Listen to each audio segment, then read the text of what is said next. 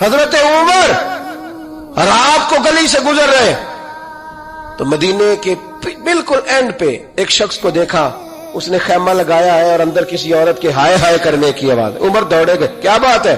کہنے لگا بڑی دور سے امیر المومنین کو ملنے آیا اور رات ہو گئی تھی تو یہاں بیٹھ گیا ہوں، سویرے جاؤں گا۔ معاملہ کیا ہے؟ ہائے ہائے کیا ہے؟ کہنے لگا میری بیوی کے پیٹ میں بچہ ہے، شاید ولادت کا وقت آ گیا ہے۔ جناب عمر رضی اللہ تعالیٰ عنہ کہنے لگے روتے کیوں؟ حضور پردیس ہے، اس کے پاس عورت کوئی نہیں۔ حضرت عمر کے چہرے پہ نقاب ہے، دوڑے گئے اپنے گھر کے دروازے پر کھڑے ہو کے اپنی زوجہ حضرت ام کلثوم کو کہنے لگے ام کلثوم یہ خاتون اول ہے، یہ صرف ادھر نہیں جائے گی ساتھ کے، اب انٹرنیشنل دورہ ہے، ورلڈ ٹور ہے تو ساتھ جائے گی۔ کہا خاتون اول ام کلثوم، جی حضور۔ فرمایا کوئی نیکی کمانے کا پروگرام ہے؟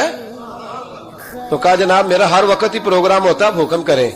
کہنے لگے ولادت کے وقت عورت کو جن چیزوں کی ضرورت ہوتی ہے ذرا ساتھ لے لو، چنے لے لیے، گڑ لے لیا، گھی لے لیا، پتیلی لے لی، گلاس لے لیا، برتن لے لیے۔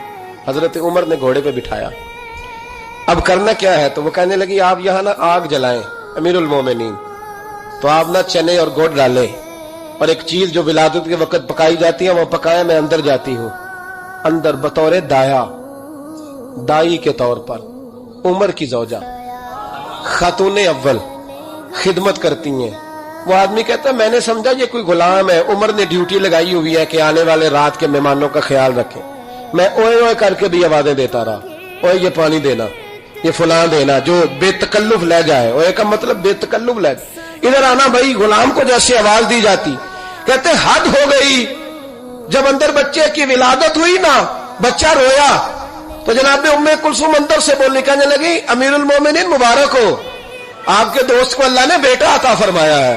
وہ کہتا ہے میرے ہاتھ میں پیالہ پکڑا تھا پانی کا، جب کہا نا امیر المومنین تو دھڑام سے پیالہ زمین پہ گرا۔